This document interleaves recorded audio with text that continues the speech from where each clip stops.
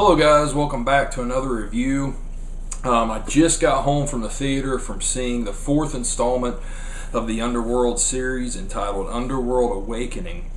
And this movie marks the return of Kate Beckinsale to her character of Selene, which she portrayed in the first movie and the second movie, Evolution. And of course she wasn't in the third one. It was a prequel, Rise of the Lycans, but this marks her return to the series.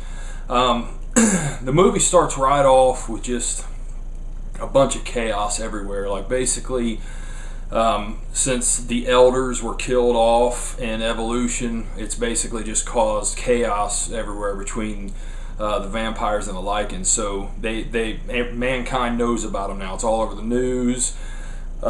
People are being infected, as they say, and they're doing this big thing that they call a purge, which is basically just killing off all of them everywhere.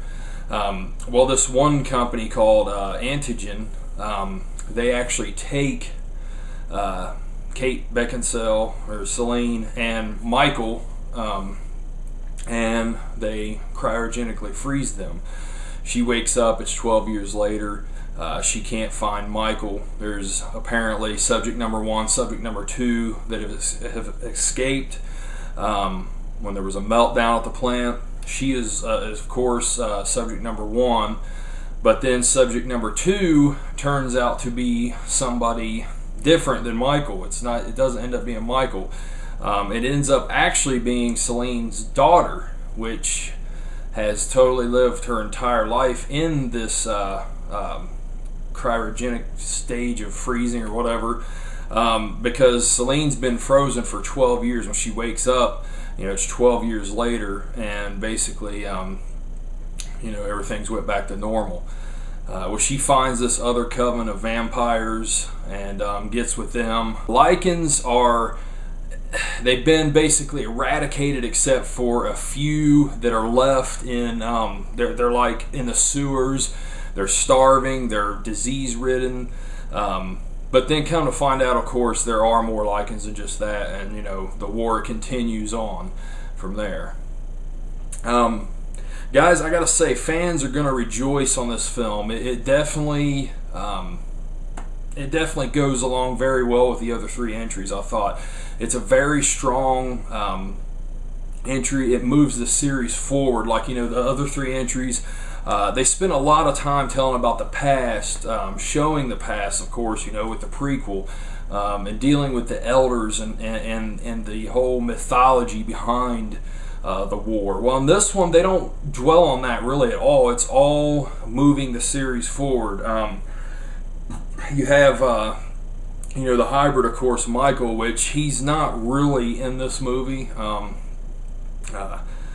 Scott Speedman, who played him, for some reason he's not in the film, and through clever use of flashbacks and body doubles, he's kind of in there a little bit, but his character's basically written out of this story. But there are hybrids. There's without giving too much away, there is like a super werewolf introduced in this, which is like, I would say, a good 3 or 4 times the size of a regular werewolf. I mean, the thing is just humongous. It's monstrous. So yeah, the series really moves forward with this entry. I thought, Selene's daughter was a nice touch to the story. It gave a little more emotional depth to the character Selene. I thought the film had a good, solid pace. They didn't waste a lot of time. Like, it started off hard hitting with the action, dropped into story a little bit, but it was a good pace throughout the whole entire film. I just think fans are going to really be pleased with this entry. Now, things that I didn't care for in this so much, I thought the 3D was a little lacking. I haven't done any research to see if this was shot in actual 3D or if it's a post convert. I don't know, but I would venture to say it's probably a post conversion. There just wasn't a whole lot of even depth to it. That's what I like with 3D. I'm not really too much into the stuff that pops out of the screen. I like the depth. This one didn't have a whole lot. But then again, I haven't seen the theater beat what you can see on the home market yet. Home market, 3D Blu-rays are always always better than the theater. So I'm anxious to see what it looks like on Blu-ray when it comes out. Another thing that I thought was kind of a downside to this film was, especially at the beginning, it really resembled a Resident Evil film. Like the Antigen Company was very much like the Umbrella Corporation. And just even, you know, talking about all these infected people and eradication of all this at the beginning, it just, you know, at first you kind of get confused, like, am I watching Resident Evil or am I watching Underworld? You know, it's a little bit of that, but it does fall back into the feeling of the Underworld films, the more gothic, you know, dark feel to them.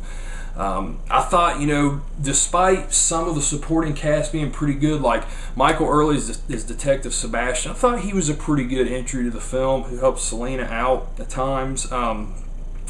India Isley that plays Eve, which is, you know, of course, Celine's daughter, and Theo James that plays David.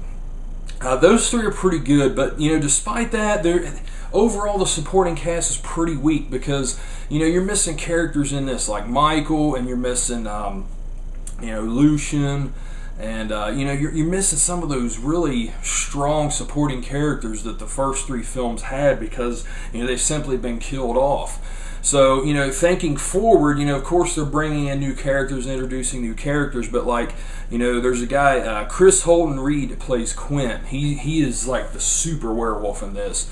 Yeah, he's a decent bad guy, but, you know, I guess I just haven't seen enough of him yet. You know, I don't know.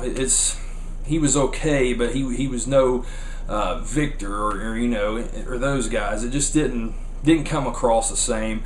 And Stephen Ray plays Dr. Jacob Lane. Okay, he's in it a lot. He's like basically your head bad guy. Just didn't really do it so much for me. So yeah, supporting cast is kind of weak in this. But you know, I thought Kate Beckinsale does great in this. I thought this was probably her best performance out of the series so far. Just really, really good, you know. And like I said, it's not real deep. I mean, we're talking about the Underworld series here, so it's not a lot of emotional depth, but there is a little bit more in this than what you've seen before, you know, coming from her having her daughter in this.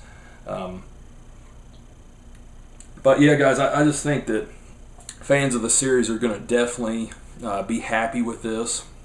And you know, you can definitely compare this to like the Resident Evil series. You know, you got your lead actress, heroine, you know, of the movie, that's the badass, the central focus point. You know, it's a action fantasy based movie with a splash of horror in there.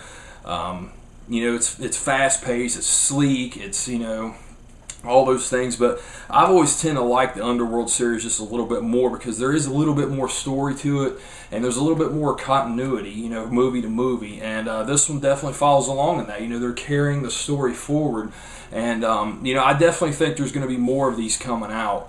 With the way they leave this film, they definitely leave it to where more can come along.